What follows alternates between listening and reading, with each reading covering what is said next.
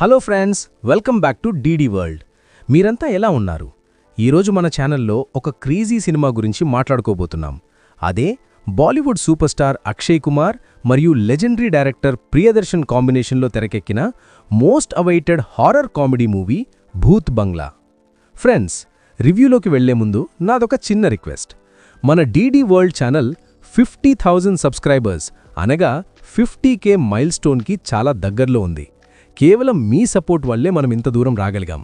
కాబట్టి దయచేసి వీడియో చూస్తున్న ప్రతి ఒక్కరూ ఛానల్ని సబ్స్క్రైబ్ చేసుకొని వీలైనంత త్వరగా మన 50K టార్గెట్ని రీచ్ అయ్యేలా హెల్ప్ చేయండి. సినిమా కథేంటి, ప్లస్ పాయింట్స్ ఏంటి అనేది మాట్లాడుకునే ముందు ఈ సినిమా నాకు నచ్చిందా లేదా అని నా డైరెక్ట్ ఒపీనియన్ చెప్పేస్తాను. ఫ్రెండ్స్, ఈ సినిమా నాకు అస్సలు నచ్చలేదు. ఇదొక పక్కా డిసప్పాయింట్మెంట్ మరియు ఫ్లాప్ మూవీ. అవును, అక్షయ్ కుమార్ ప్రియదర్శన్ కాంబో అంటే మనం హేరా ఫేరీ, భూల్ భులయ్యా లాంటి ఎపిక్ కామెడీ సినిమాలను ఊహించుకుంటాం. వాళ్ళిద్దరూ కలిసి మళ్లీ ఎన్నో ఏళ్ల తర్వాత తీస్తున్న సినిమా అనగానే అంచనాలు ఆకాశాన్ని తాకాయి. కానీ థియేటర్కి వెళ్లి చూశాక నాకు మాత్రం పూర్తిగా నిరాశే మిగిలింది. ఇది అంచనాలను ఏమాత్రం అందుకోలేకపోయింది. సో నా వరకైతే ఇది నచ్చలేదు.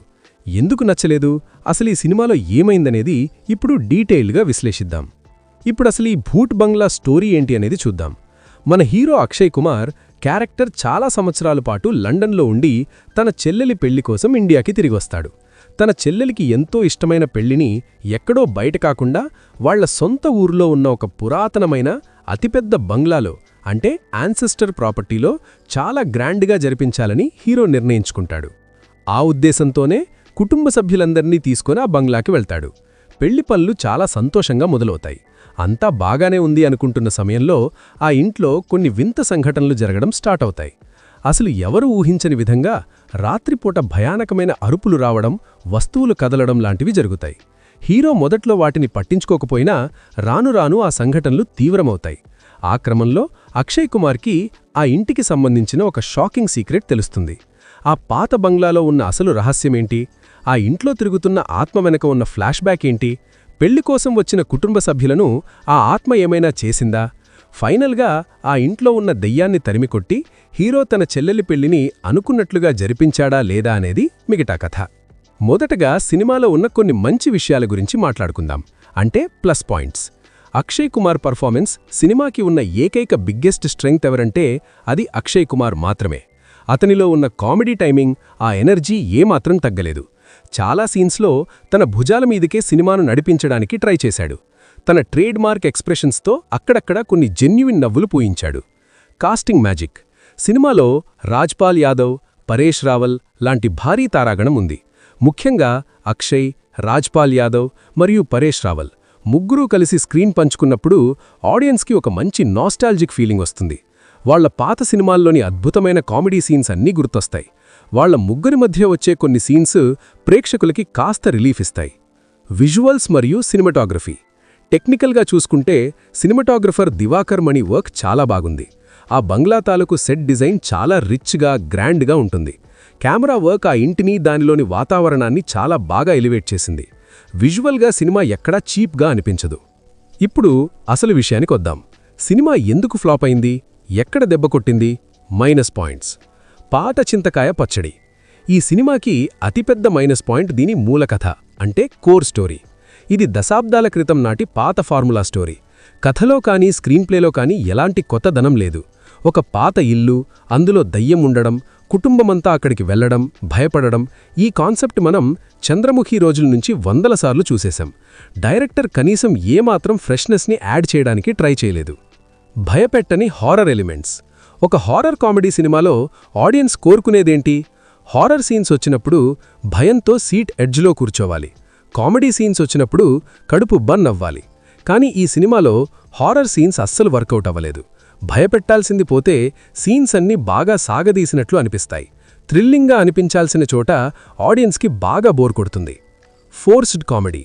ఫస్ట్ హాఫ్లో అక్షయ్ కుమార్, పరేష్ రావల్ చుట్టూ తిరిగే కామెడీ కాస్త పర్వాలేదు అనిపించినా సెకండ్ హాఫ్కి వచ్చేసరికి కామెడీ ట్రాక్ పూర్తిగా గాడి తప్పింది. చాలా చోట్ల కావాలని నవ్వించడానికి బలవంతంగా ఇరికించినట్లు ఉంటుంది. ఆ డైలాగ్స్ కూడా అంతగా పేలలేదు.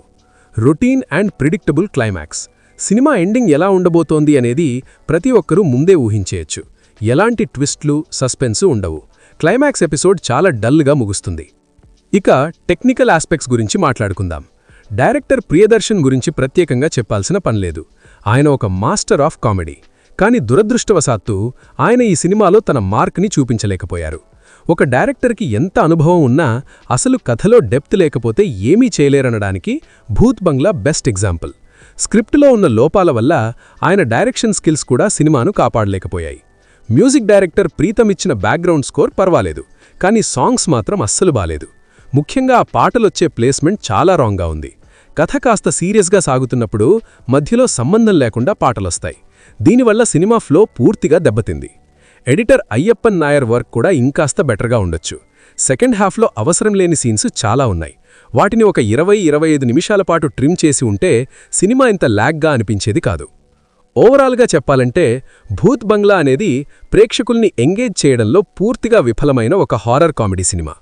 Akshay Kumar and team performance, వాళ్ల పాత కాంబినేషన్ మ్యాజిక్ లాంటి కొన్ని అంశాలు మినహాయిస్తే సినిమాలో చెప్పుకోవడానికి ఏమీ లేదు. Outdated story line, boring horror sequences ఈ సినిమాను కిందకు లాగేశాయి. మీరు గనక అక్షయ్ కుమార్ డైహార్డ్ ఫ్యాన్ అయితే ఆయన కామెడీ కోసం ఒక్కసారి ట్రై చేయొచ్చు. కానీ యావరేజ్ మూవీ లవర్స్కి మాత్రం ఇదొక డిసప్పాయింటింగ్ వాచ్. కేవలం పాత సినిమాల నాస్టాల్జియా మాత్రమే ఈ సినిమాను బ్రతికించలేకపోయింది. ఈ సినిమాకి నా రేటింగ్ 2/5. మరి మీరీ సినిమా చూశారా? చూస్తే మీకెలా అనిపించిందో కింద కామెంట్ సెక్షన్లో ఖచ్చితంగా మీ అభిప్రాయాన్ని షేర్ చేసుకోండి. అలాగే ఫ్రెండ్స్, మళ్ళీ చెప్తున్నాను, మన డీడీ వరల్డ్ని 50,000 సబ్స్క్రైబర్స్ ఫ్యామిలీగా మార్చాల్సిన బాధ్యత మీదే. కాబట్టి దయచేసి వీడియోని లైక్ చేయండి, షేర్ చేయండి మరియు సబ్స్క్రైబ్ చేయడం అస్సలు మర్చిపోకండి. ఇలాంటి జెన్యుయిన్ అండ్ డీటెయిల్డ్ మూవీ రివ్యూస్తో మళ్ళీ మీ ముందుకు వస్తాను. అప్పటి వరకు సెలవు. Thank you so much and జై హింద్.